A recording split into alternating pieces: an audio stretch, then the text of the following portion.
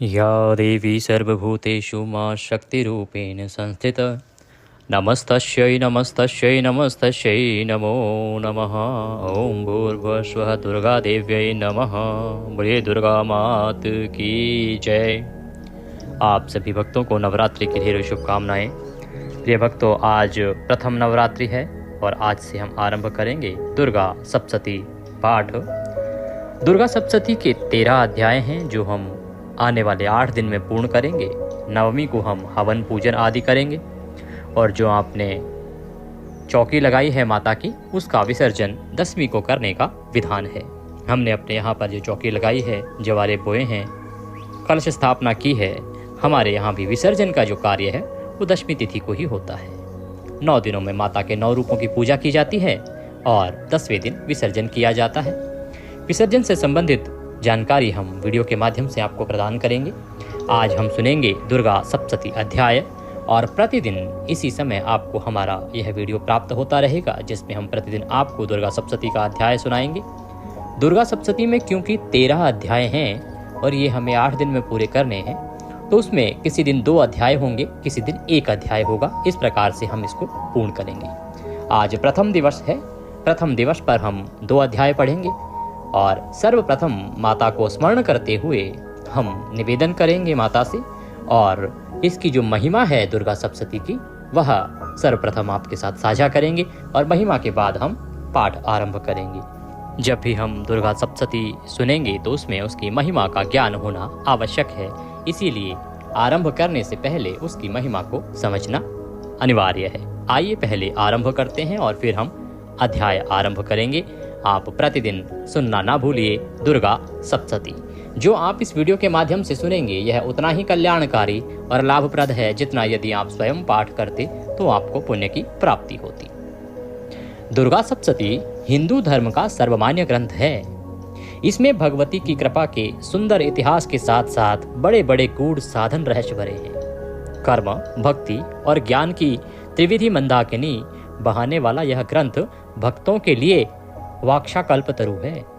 सकाम भक्त इसके सेवन से मनोअभिलाषा दुर्लभतम वस्तु या स्थिति सहज ही प्राप्त करते हैं और निष्काम भक्त परम दुर्लभ मोक्ष को पाकर कृतार्थ होते हैं। भक्त 2 प्रकार के होते हैं। एक सकाम, जो किसी न किसी इच्छा की पूर्ति के लिए भक्ति करता है, तो यह ग्रंथ सभी प्रकार की स्थितियों में आपकी सहायता करता है, आपकी सभी जो मनोकामनाएं हैं उनको पूरा करता है। और दूसरी भक्ति निष्काम होती है। जो निष्काम भाव से इसका पाठ करते हैं उन्हें यह मोक्ष प्रदान करता है। राजा सूरत से महर्षि मेधा ने कहा था, तामुपहि महाराज शरणम परमेश्वरीम। महाराज, आप उन्हीं भगवती परमेश्वरी की शरण में जाइए, उन्हीं की शरण ग्रहण कीजिए। वे आराधना से प्रसन्न होकर मनुष्यों को भोग, स्वर्ग, अपुनरावर्ती मोक्ष प्रदान करती हैं। इसके अनुसार आराधना करके ऐश्वर्यकामी राजा सूरत ने अखंड साम्राज्य प्राप्त किया तथा वैराग्यवान समाधि वैश्य ने दुर्लभ ज्ञान के द्वारा मोक्ष की प्राप्ति की थी। अब तक इस आशीर्वाद रूप मंत्रमय ग्रंथ के आश्रय से न मालूम कितने आर्त, अर्थार्थी, जिज्ञासु तथा प्रेमी भक्त अपना मनोरथ सफल कर चुके। आइए अब हम अपना मनोरथ सफल करने के लिए पाठ आरंभ करते हैं और शुरुआत करते हैं प्रथम अध्याय की। माँ जगदम्बिका का ध्यान करते हैं और सर्वप्रथम उनके चरणों में विनियोग पढ़ते हैं। प्रथम चरित्र के ब्रह्मा ऋषि, महाकाली देवता, गायत्री छंद, नंदा शक्ति, रक्तदंडिका बीज, अग्नि तत्व और ऋग्वेद स्वरूप हैं। श्री महाकाली देवता की प्रसन्नता के लिए प्रथम चरित्र के जप में विनियोग किया जाता है। भगवान विष्णु के सो जाने पर मधु और कैटभ को मारने के लिए कमल जन्मा। ब्रह्मा जी ने जिनका स्तवन किया था, उन महाकाली देवी का मैं सेवन करता हूँ। वे अपने 10 हाथों में खड्ग, चक्र, गदा, बाण, धनुष, परिध, शूल, भुशुंड, मस्तक और शंख धारण करती हैं। उनके 3 नेत्र हैं। वे समस्त अंगों में दिव्य आभूषणों से विभूषित हैं। उनके शरीर की कांति नीलमणि के समान है तथा वे 10 मुख और 10 पैरों से युक्त हैं। मार्कंडे जी कहते हैं, सूर्य के पुत्र सावर्णी जो 8वें मनु कहे जाते हैं, उनकी उत्पत्ति की कथा विस्तार पूर्वक कहता हूं, सो सुनो। सूर्य कुमार महाभाग सावर्णी भगवती महामाया के अनुग्रह से जिस प्रकार मनवंतर के स्वामी हुए, वही प्रसंग मैं आप सबको सुनाता हूं। पूर्व काल की बात है। स्वारोचित मनवंतर में सुरथ नाम के एक राजा थे, जो चैत्र वंश में उत्पन्न हुए थे। उनका समस्त भूमंडल पर अधिकार था। वे प्रजा का अपने औरस पुत्रों की भांति धर्म पूर्वक पालन करते थे। तो भी उस समय कोला विध्वंसी नाम के क्षत्रिय उनके शत्रु हो गए। राजा सुरथ की दंड नीति बड़ी प्रबल थी। उनका शत्रुओं के साथ संग्राम हुआ। यद्यपि कोला विध्वंसी संख्या में कम थे, तो भी राजा सुरथ युद्ध में उनसे परास्त हो गए। तब वे युद्ध भूमि से अपने नगर को लौट आए और केवल अपने देश के राजा होकर रहने लगे, जबकि पहले वो समूची पृथ्वी पर उनका अधिकार हुआ करता था।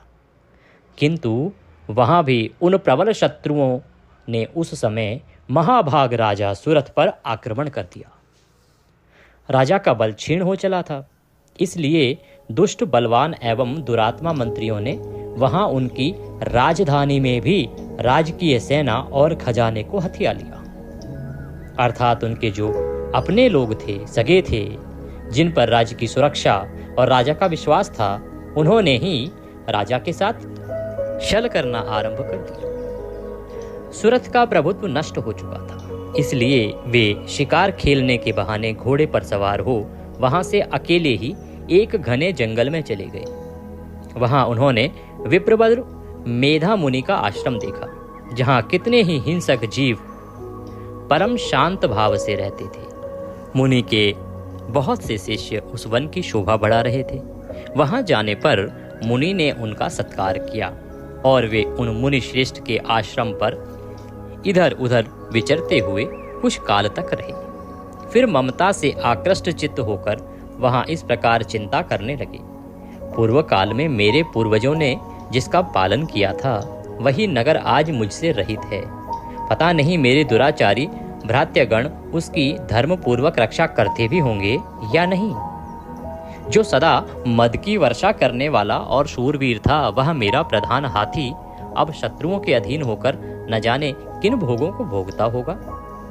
जो लोग मेरी कृपा, धन और भोजन पाने से सदा मेरे पीछे पीछे चलते थे, वे निश्चय ही अब दूसरे राजाओं का अनुसरण करते होंगे। उन अपव्ययी लोगों के द्वारा सदा खर्च होते रहने के कारण अत्यंत कष्ट से जमा किया हुआ मेरा वह खजाना खाली हो गया होगा।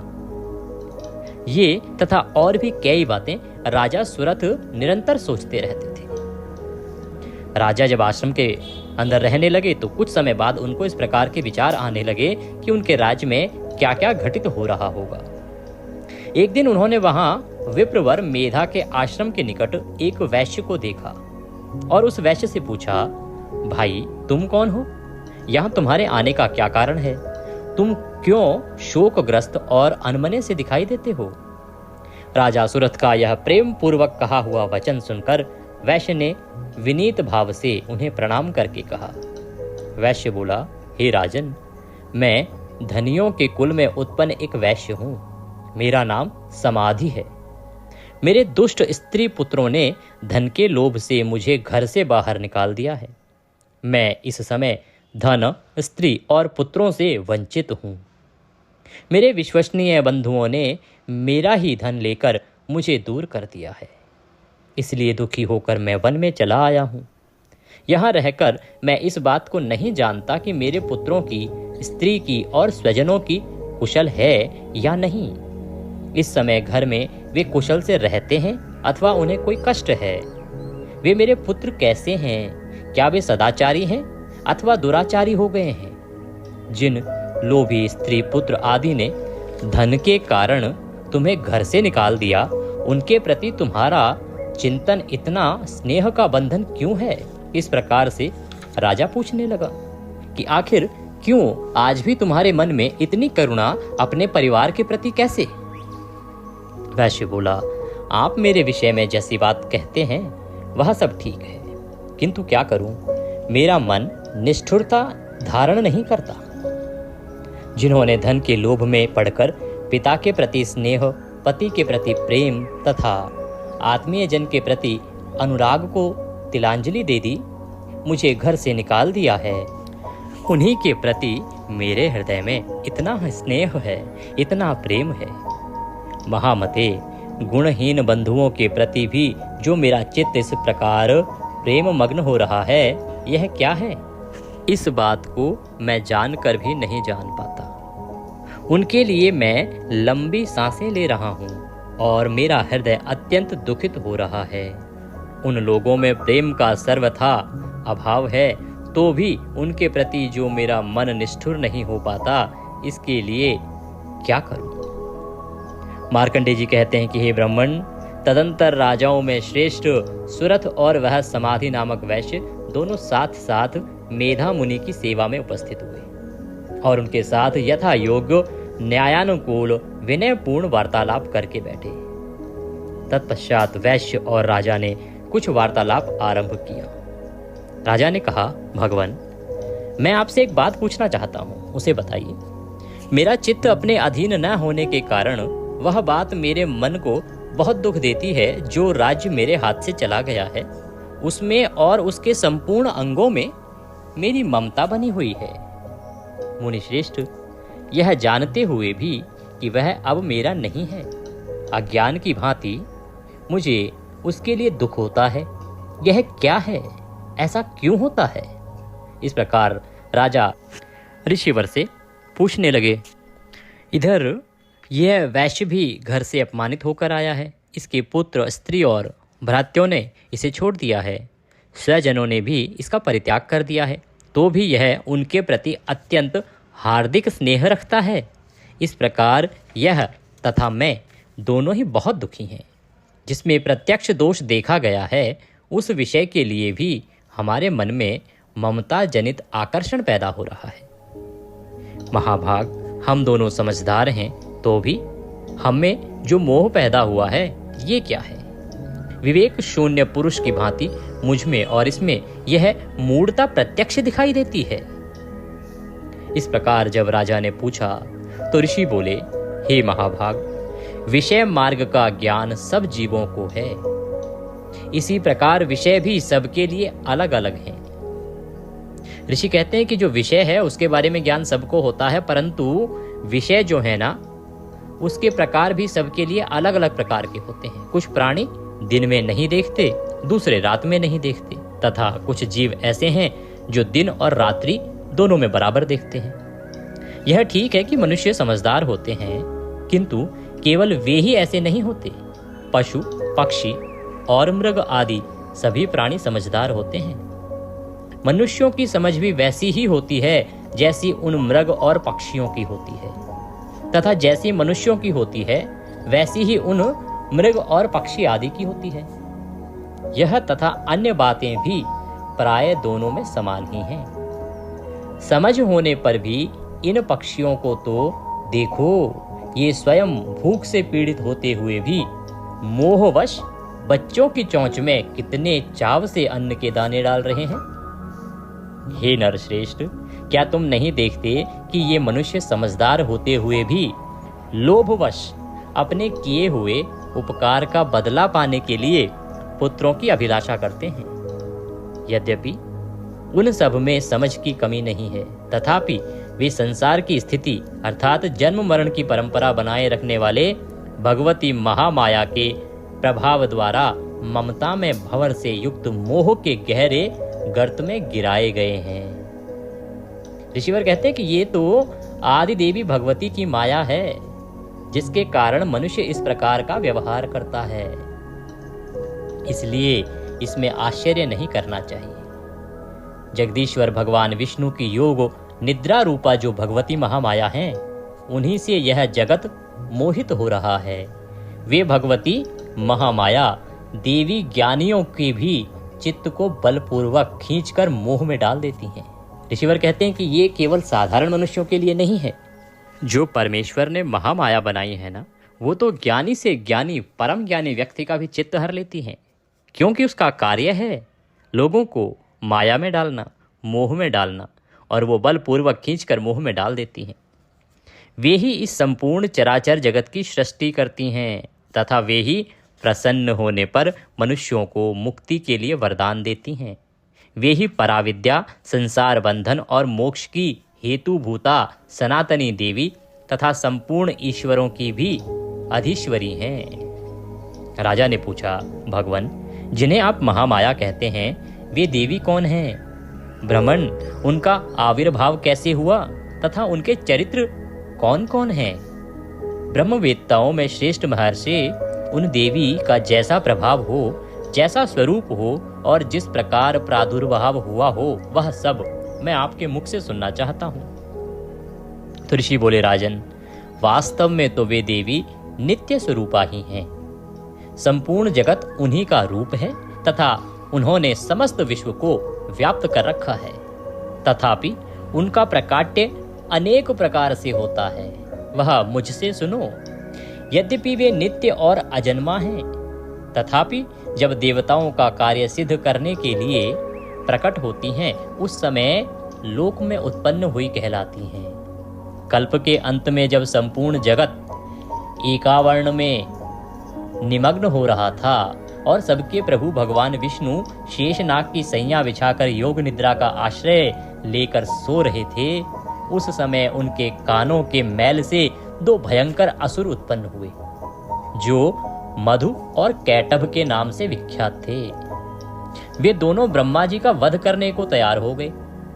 भगवान विष्णु के नाभि कमल में विराजमान प्रजापति ब्रह्मा जी ने जब उन दोनों भयानक असुरों को अपने पास आया और भगवान को सोया हुआ देखा, तब एकाग्रचित होकर उन्होंने भगवान विष्णु को जगाने के लिए उनके नेत्र में निवास करने वाली योग निद्रा का स्तवन आरंभ किया। जो इस विश्व की अधीश्वरी, जगत को धारण करने वाली, संसार का पालन और संहार करने वाली तथा तेज स्वरूप भगवान विष्णु की अनुपम शक्ति है। उन्हीं भगवती निद्रा देवी की भगवान ब्रह्मा स्तुति करने लगे।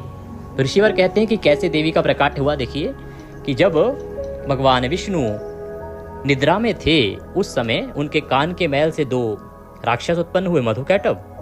और क्योंकि नाभि के कमल से ब्रह्मा जी का जन्म हुआ था, तो उनका वास वहीं पे था। वो उनको मारने के लिए, ब्रह्मा जी को मारने के लिए उद्यत हुए, और ब्रह्मा जी वहां से जा नहीं सकते। उन्हें जब खतरा उत्पन्न हुआ, तो उन्होंने भगवान को जगाने के लिए भगवान की जो योग निद्रा रूपा हैं, उनकी स्तुति करनी आरंभ की। क्या कहा ब्रह्मा जी ने, कैसे देवी की स्तुति की?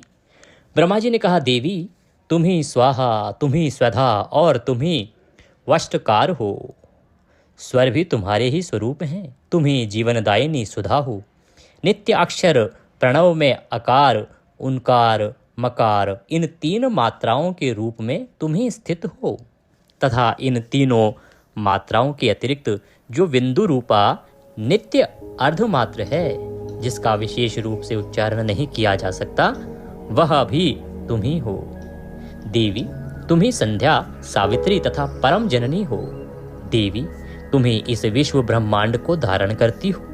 तुमसे ही इस जगत की सृष्टि होती है, तुम ही से इसका पालन होता है, और सदा तुम ही कल्प के अंत में सबको अपना ग्रास बना लेती हो। जगन्मयी देवी, इस जगत की उत्पत्ति के समय तुम सृष्टि रूपा हो, पालन काल में स्थिति रूपा हो तथा कल्पांत के समय संहार रूप धारण करने वाली हो। तुम ही महाविद्या, महामाया, महामेधा, महास्मृति, महामोह रूपा महादेवी और महासुरी हो। तुम ही तीनों गुणों को उत्पन्न करने वाली सबकी प्रकृति हो। भयंकर कालरात्रि, महारात्रि और मोहरात्रि भी तुम ही हो। तुम ही श्री, तुम ही ईश्वरी, तुम ही हिरी और तुम ही बोध स्वरूपा बुद्धि हो। लज्जा, पुष्टि, तुष्टि, शांति और क्षमा भी तुम ही तो हो। तुम खड़ग धारणी, शूल धारणी, घोर रूपा तथा गदा, चक्र, शंख और धनुष धारण करने वाली हो। बाण, भुषुंड और परिघ, ये भी तुम्हारे अस्त्र हैं। तुम सौम्य और सौम्यतर हो इतना ही नहीं, जितने भी सौम्य एवं सुंदर पदार्थ हैं, उन सब की अपेक्षा तुम अत्यधिक सुंदरी हो। पर और अपर सबसे परे रहने वाली परमेश्वरी तुम ही हो। सर्वस्वरूपे देवी, कहीं भी सत असत रूप जो कुछ वस्तुएं हैं और उन सब की जो शक्ति है वह तुम ही हो। ऐसी अवस्था में तुम्हारी स्तुति क्या हो सकती है? जो इस जगत की सृष्टि, पालन और संहार करते हैं, उन भगवान को भी जब तुमने निद्रा के अधीन कर दिया है, तब तुम्हारी स्तुति करने में यहाँ कौन समर्थ हो सकता है? मुझको, भगवान शंकर को तथा भगवान विष्णु को भी तुमने ही शरीर धारण कराया है, अतः तुम्हारी स्तुति करने की शक्ति किसमें है? देवी, तुम तो अपने इन उदार प्रभावों से ही प्रशंसित हो। ये जो दोनों दुर्दश असुर मधु और कैटभ हैं, इनको मोह में डाल दो और जगदीश्वर भगवान विष्णु को शीघ्र ही जगा दो। साथ ही इनके भीतर इन दोनों महान असुरों को मार डालने की बुद्धि उत्पन्न कर दो। इस प्रकार से ब्रह्मा जी ने उन देवी की स्तुति की। ऋषि कहते हैं, राजन, जब ब्रह्मा जी ने वहां मधु और कैटभ को मारने के उद्देश्य से भगवान विष्णु को जगाने के लिए तमोगुणी अधिष्ठात्री देवी योग निद्रा की इस प्रकार स्तुति की, तब वे भगवान के नेत्र, मुख, नासिका, बाहु, हृदय और वक्षस्थल से निकलकर अव्यक्त जन्मा ब्रह्मा जी की दृष्टि के समक्ष खड़ी हो गई। योग निद्रा से मुक्त होने पर जगत के स्वामी भगवान जनार्दन उस एकार्ण वन के जल में शेषनाग की सैया से जाग उठे। फिर उन्होंने उन दोनों असुरों को देखा। वे दुरात्मा मधु और कैटभ अत्यंत बलवान तथा पराक्रमी थे और क्रोध से लाल आंखें किए ब्रह्मा जी को खा जाने के लिए उद्योग कर रहे थे। तब भगवान श्रीहरि ने उठकर उन दोनों के साथ 5000 वर्षों तक केवल बाहु युद्ध किया। वे दोनों भी अत्यंत बल के कारण उन्मत्त हो रहे थे, क्योंकि जन्म तो उनका भी भगवान के कानों से ही हुआ था। इधर महामाया ने भी उन्हें मोह में डाल रखा था, इसलिए वे भगवान विष्णु से कहने लगे, हम तुम्हारी वीरता से संतुष्ट हैं, तुम हम लोगों से कोई वर मांगो। इस प्रकार से जो महामाया देवी थी, उन्होंने अपना काम किया और उन दोनों राक्षसों को मोह में डाल दिया। अहंकार आ गया उनके अंदर और वो भगवान विष्णु से कहने लगे कि हम तुम्हारे इस बल कौशल से प्रसन्न हैं, वर मांगो। श्री भगवान बोले, यदि तुम दोनों मुझ पर प्रसन्न हो तो अब मेरे हाथ से मारे जाओ। बस इतना सा ही मैंने वर मांगा है, यहाँ दूसरे किसी वर से क्या लेना देना है।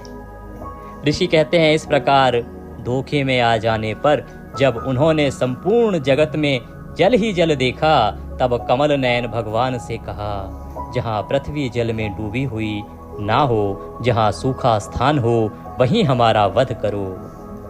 ऋषि कहते हैं, तब तथास्तु कहकर शंख, चक्र और गदा धारण करने वाले भगवान ने उन दोनों के मस्तक अपनी जंघा पर रखकर चक्र से काट डाले।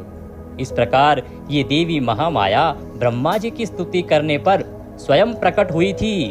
अब पुनः तुमसे उनके प्रभाव का वर्णन करता हूँ, वह सुनो। इस प्रकार मार्कंडेय पुराण में सावर्णिक मनवंतर की कथा के अंतर्गत देवी महात्म्य में मधु कैटभ वध नामक दुर्गा सप्तशती पहला अध्याय पूरा हुआ। बोलिए दुर्गा मात की जय, बोलिए जगदम्बा भवानी की जय। तो प्रथम अध्याय आज हम करेंगे, द्वितीय अध्याय आज नहीं करेंगे, क्योंकि द्वितीय अध्याय करेंगे तो आज और अधिक समय लग जाएगा। इसके बाद और भी बहुत से पाठ करने हैं। अभी दुर्गा सप्तशती के बाद हमें दुर्गा कवच भी पढ़ना है, तो आज हम प्रथम अध्याय पर ही विश्राम करेंगे। कल हम सुनेंगे द्वितीय और तृतीय अध्याय। कारण ये भी है कि तीसरा नवरात्रा जो है वो शॉर्ट हो गया है, तृतीया तिथि का क्षय हो गया है, इसका आप विशेष ध्यान दीजिएगा। आज देते हैं विश्राम। माता सब पर कृपा करें। जय माता दी।